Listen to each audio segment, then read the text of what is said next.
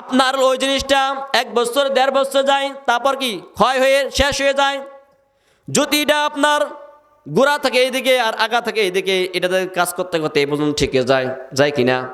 ঠিকে যায়। কিন্তু একবার চিন্তা করেন না যে আল্লাহ রব্বুল আলামিন আপনাকে দাঁত দিয়েছে, ওই দাঁত কি কোনো সময় কাটছেন কিনা? দাঁত বড় হয়েছে বা দাঁত ক্ষয় হয়ে যায়? এরকম হয় নাই। আমি রিজিক বুঝি না, আল্লাহ তাআলা আপনাকে আমাকে কি দেয় নাই? আল্লাহ রব্বুল আলামিন আপনাকে আমাকে অনেক কিছু দিয়েছে, যেগুলো আমি নিয়ে শুকরিয়া আদায় করি না। তাই আপনার আমার সংসারে বরকত নাই, শান্তি নাই, বউ আর জামাই শুধু লেগেই থাকে। ছেলে ভালো না, মেয়ে ভালো না, স্ত্রী ভালো না, সংসার যায় আর যায়। সংসারে বরকত পাই না, কারণ আপনার বরকত না পাওয়ার কারণ হচ্ছে আপনি আল্লাহ তাআলা শুকরিয়া আদায় করেন না। আপনাকে বলছে ভাই ভালো আছেন কিনা? কারণ আর ভাই জ্বালা ভালো নাই। আমার পাশে যে আছে সে 10 বিঘা 15 বিঘার জমিনের মালিক হয়ে গেছে, আর আমি কি হয়েছি?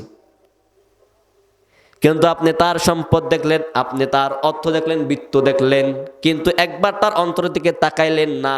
যে ব্যক্তি হারাম খেয়ে সম্পদ অর্জন করছে, যে ব্যক্তি মানুষের সম্পদ লুণ্ঠন পান্টন করছে, যেই মানুষ ক্ষমতার বাহাদুরি দেখাইয়া অন্যের সম্পদ নিজের দখলে নিয়েছে, তারকে যদি একবার জিজ্ঞাসা করেন, তার মনের ভিতরে একবার ঢুকতে পারেন, দেখবেন তার মনের ভিতরে ধপ ধপ করে আগুন জ্বলতেছে, ঠিক কিনা?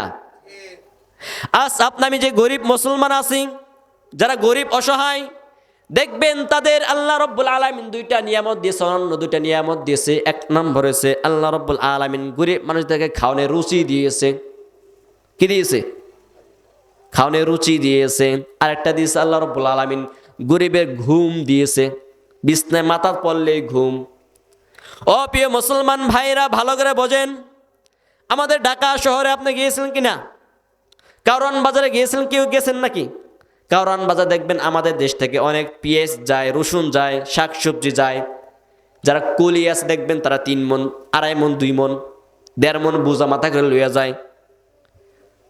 যায়। দেখবেন ওই মানুষটা কি করে, যখন তার কাজ শেষ হয়ে যায়, ছোট্ট একটু গামছা পেঁচাইয়া দেখবেন ব্রিজের উপরে টানটানে ঘুমায় রয়েছে, সাথে ঘুমায় রয়েছে। আর আমাদের বাড়ির পাশে যাদের 20 বিঘা 50 বিঘা জমিন আছে, ফ্যাক্টরি আছে, অফিস আদালত আছে, তাকে 5টা 7টা আপনার ঘুমের ওষুধ খাওয়ার পর তার ঘুম ধরে না। তার কি ঘুম ধরে না? কিন্তু এই ঘুমও তো আল্লাহ তাআলার একটা কি রিজিক, আল্লাহ তাআলার নিয়ামত। খাবারও আল্লাহ তাআলার নিয়ামত। আপনার পাশে যাকে দেখছেন তার সম্পদ আছে, অর্থ আছে, বৃত্ত আছে, দেখবেন সে ডাক্তারে তাকে বলে দিয়েছে, ভাই সকালে 1টা রুটি, দুপুরে 1টা রুটি, আর রাত্রে খাইবেন না। তার সামনে আপনি কি আছে? শাক সবজি আছে, গরুর গোস্ত আছে, খাসির গোস্ত আছে, মাছ আছে, মুরগির রান আছে, কিন্তু থাকার পর সে খাইতে পারে না, কারণ ডাক্তার তাকে নিষেধ করেছে। আর আপনার আমার সামনে আসলে কি একবার সব শেষ, সব কি শেষ। এজন্য কি যে অবস্থায় আছেন, যে হালাতে আছেন, সবসময় আল্লাহ তাআলার শুকরিয়া আদায় করতে হবে, আলহামদুলিল্লাহ। এই জন্য আল্লাহ রব্বুল আলামিন বলছে, আপনি কি কাফের মুশরিকদের কাছে চলে যান আর বলেন, ওয়া মান ইয়ারযুকুকুম মিনাস সামাই ওয়াল আরদ। ও আবু জাহল, উতবা, সাইবারা বলো, আসমান থেকে রিজিক দেয় কে? তারা বলছে সায়াকুলুনা লিল্লাহ, অবশ্যই আল্লাহ তাআলা দেয়।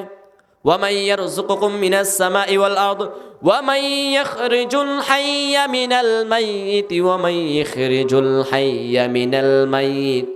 ও আবু জাহল, উতবা, সাইবা বলো, তাহলে কি মৃত্যু থেকে জীবিত করে কে এবং জীবিত থেকে মৃত্যু করে কে? মরণ দেয় কে আবার জীবিত করে কে?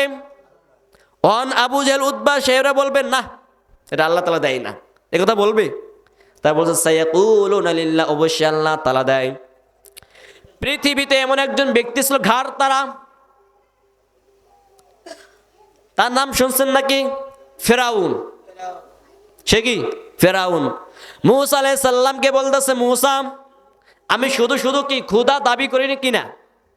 দেখো, আমি একজনকে তোমার সামনে কি করলাম, কল্লা ফালাই দিলাম, যার কোনো অপরাধ নাই, যার কি নাই কোন অপরাধ নাই, তাকে করলাম কল্লা ফালাই দিলাম। আর যার আজকে রাত্রে ফাঁসি, তাকে করলাম জীবিত করে দিলাম, তাকে বাঁচাই দিলাম। ফেরাউন বলতেছে, বিশ্বাস করো কিনা? মূসা আলাইহিস সালাম বলতেছে, বিশ্বাস হয়, ভাব এসেছে, একটু বাকি আছে। ফেরান বলতেছে কি বাকি আছে? কয় আপনি যেই ব্যক্তির কল্লাটা ফালাই দিয়েছেন ওই ব্যক্তির কল্লাটা আবার লাগাই আবার জীবিত করেন। বেশি বেশি বোঝে মূসা।